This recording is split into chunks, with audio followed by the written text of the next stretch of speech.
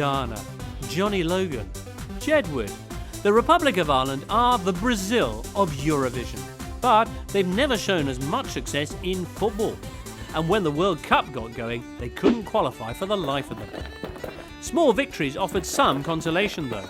In 1949, they became the first non-UK team to beat England at home. They had some great players, but never a great team, and for decade upon decade, they just couldn't qualify for tournaments. But in 1986, help came along in the shape of Jack Charlton, an ex-England defender famous for the 3 Fs: football, fishing, and forgetting players' names. As manager, he brought in lots of players who weren't born in Ireland but had Irish relatives, and Tony Cascarino.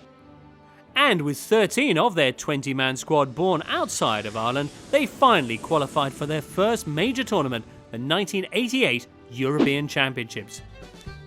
Here they beat England 1-0 and came within 8 minutes of a semi-final place, only to be denied by the Netherlands.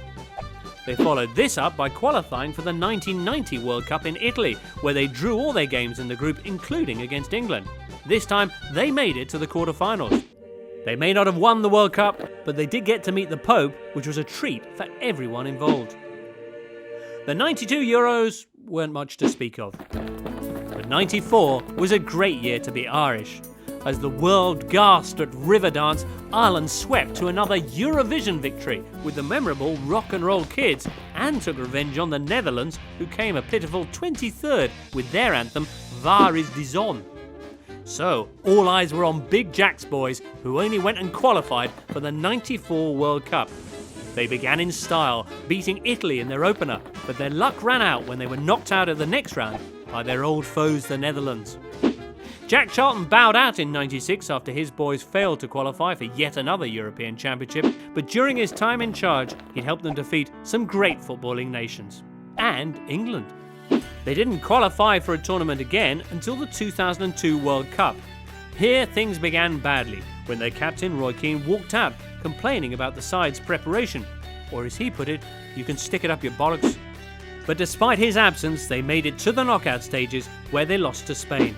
After this glimmer of success, they didn't qualify for any tournaments for another 10 years. They did come close in their 2010 campaign, but that ended in controversy and a big hand for the French. But they have finally qualified for Euro 2012 by thrashing footballing giants Estonia. Will the words of Jedward's latest Eurovision entry ring true?